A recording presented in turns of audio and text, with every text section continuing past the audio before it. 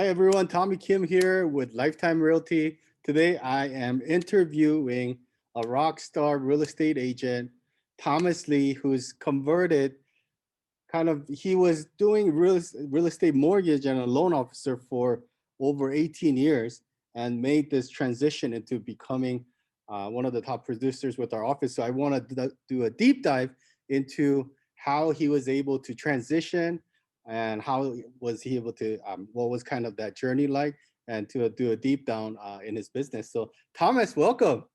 Well, thanks for having me today.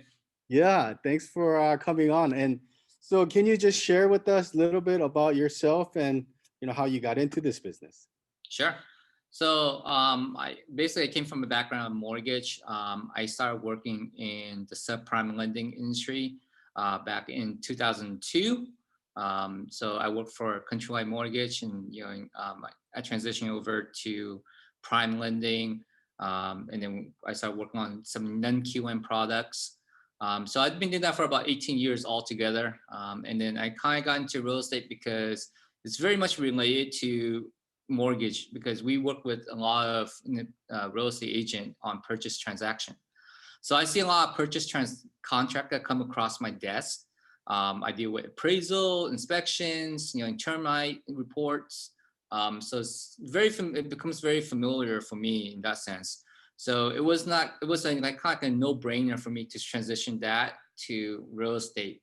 And then a lot of my friends were realtors too, that I met over the years. I got to know a lot of really good real estate agents. So they were all doing very well, and they're all very successful. So, in the last couple of years, I just decided, I want to make a change in my career, and I want to do more of like a face-to-face, and out in the field interaction.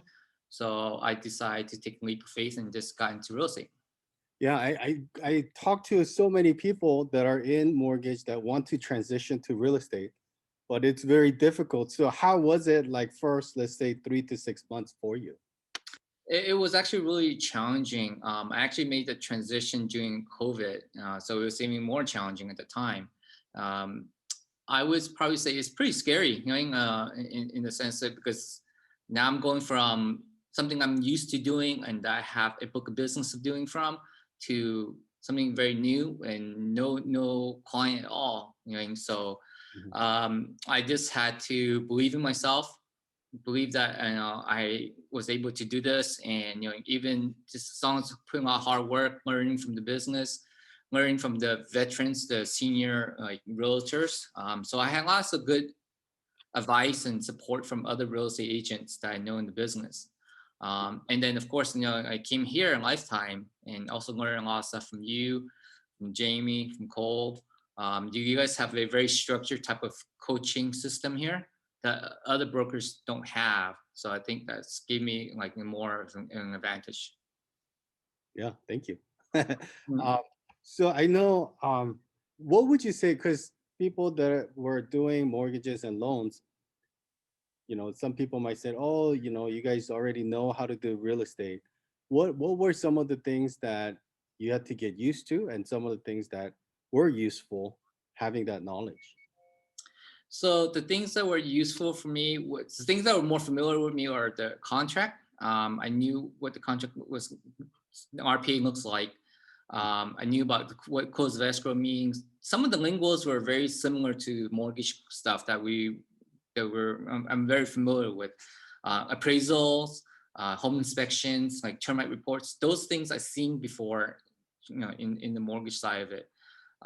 The things that are new for me were like behind the scenes stuff, like such as cold calling, um, problems with the property itself, the negotiation between for the repairs or the costs. Those were very new to me. That part I didn't know about, and also especially the investment side.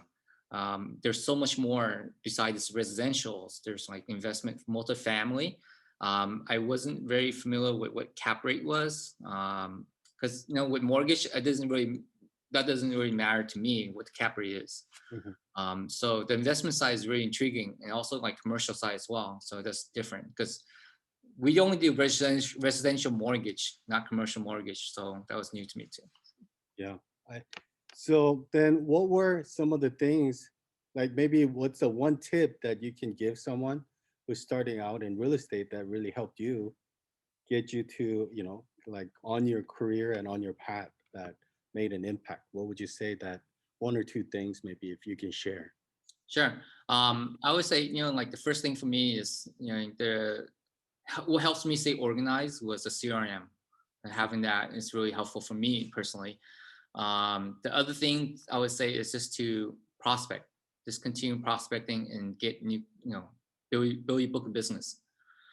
So those are really very, very important because without the clients, without buyers, sellers, you really don't have anything else. So.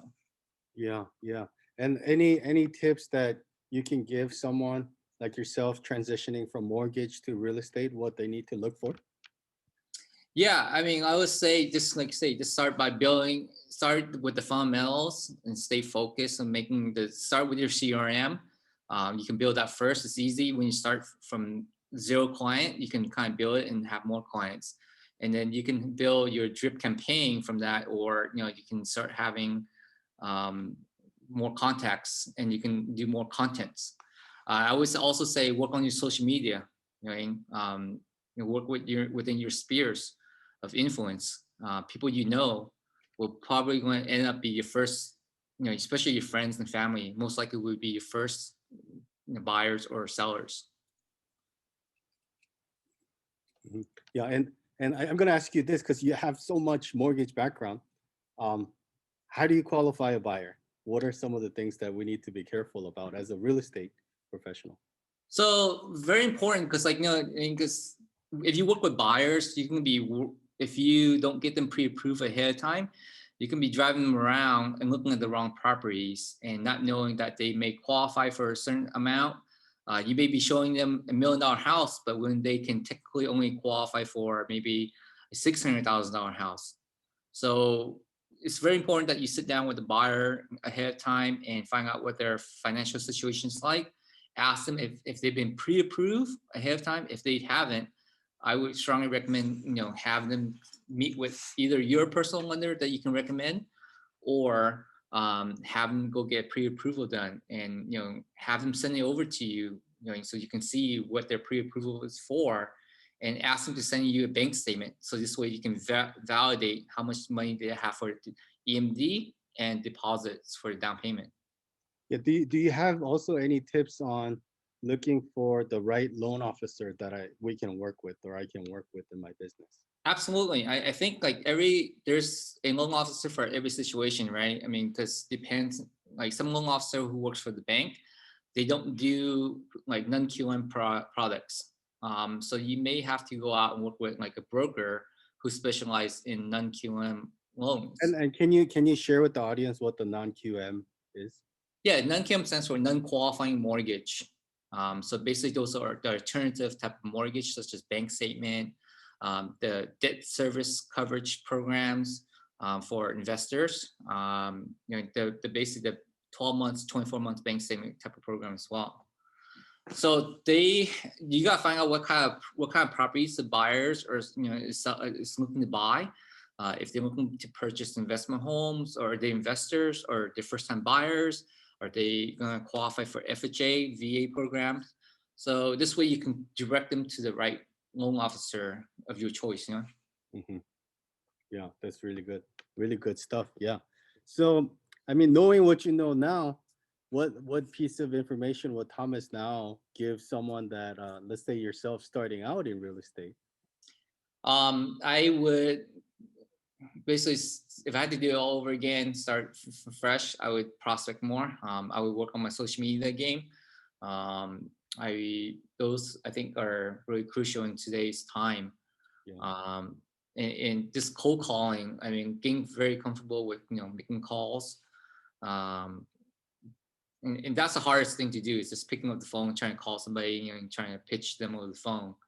But I think if you can do that, you can be very successful in this business. Yeah, and I guess in last, you're someone that's looked at in the office with that, one of our core key values, which is honesty and integrity. maybe I don't know if I can pull out the secret, but what do you think makes you, have that reputation in the office or in the field?